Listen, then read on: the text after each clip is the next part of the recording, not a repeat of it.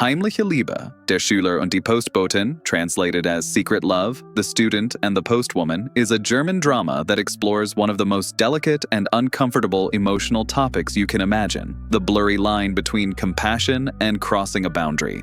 It's not your typical love story. In fact, it's not really about love at all. It's about loneliness, need, and how easily human emotions can twist when people are lost and hurting. The movie introduces us to Daniel, a 17-year-old student who lives with his single mother in a small, quiet town. His life is slow, uneventful, and mostly silent. He doesn't have much gray and repetitive until he meets Sonia, the neighborhood mail carrier. Sonia is in her days blend together in a loop of routine. When she starts chatting with Daniel by chance during one of her mail runs, something shifts. What begins as a simple conversation between two lonely souls slowly grows into a fragile connection. At first, it's completely innocent. Daniel helps carry her mailbags, and she sometimes offers him tea. But underneath those quiet moments, there's an emotional current building. Both of them are getting something they've been missing: attention, warmth, and the feeling of being seen. As time passes, Daniel becomes emotionally attached to Sonia. He admires her maturity, her kindness, and the way she listens to him without judgment. To Daniel, she represents safety and understanding, something he doesn't get from anyone else. Sonia, on the other hand, is struggling with her own emptiness. She knows what she's doing is wrong, but the attention from someone who genuinely cares makes her feel alive again. The movie does an excellent job of showing how these small emotional moments spiral into something complicated.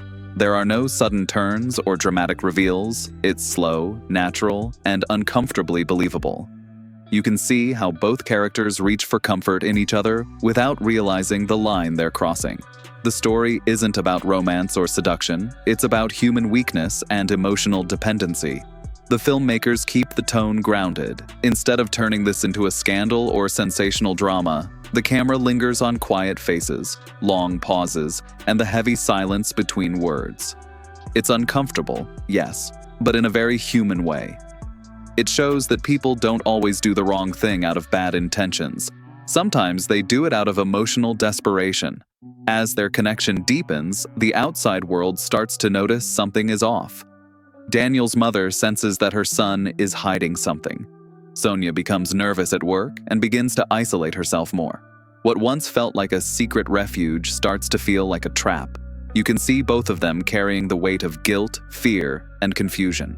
Eventually, the emotional bubble bursts. Without spoiling too much, things do not end well. The relationship collapses under the pressure of reality, and both characters are left facing the damage it caused, not only to their reputations, but to their own sense of self. Daniel is forced to grow up faster than he ever expected, and Sonia has to confront the irreversible mistake she made. The final scenes are quiet, but heavy. There's no big courtroom showdown, no explosive arguments. Instead, we're left with two people sitting in the aftermath of their choices, broken in different ways. The movie fades out on a note of emotional realism rather than dramatic closure, leaving viewers to sit with their discomfort and think about how it all happened. The strength of Heimliche Liebe lies in its performances.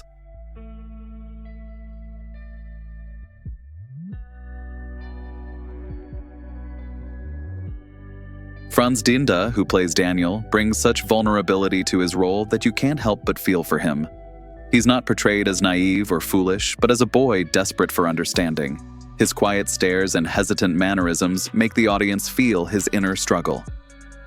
Isabel Gershke as Sonia gives an equally powerful performance.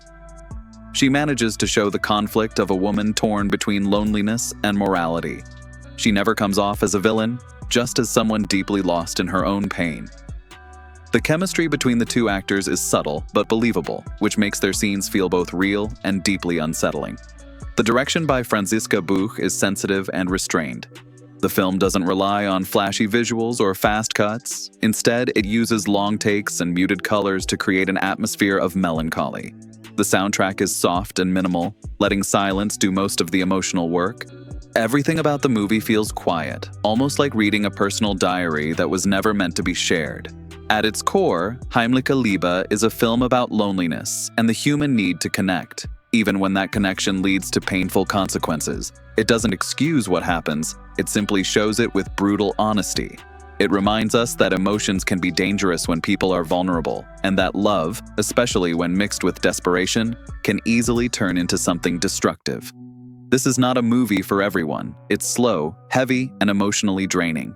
But for those who appreciate introspective European dramas that explore uncomfortable moral questions, it's a story that sticks with you. It forces you to think about empathy, forgiveness, and how people sometimes hurt others while trying to heal themselves.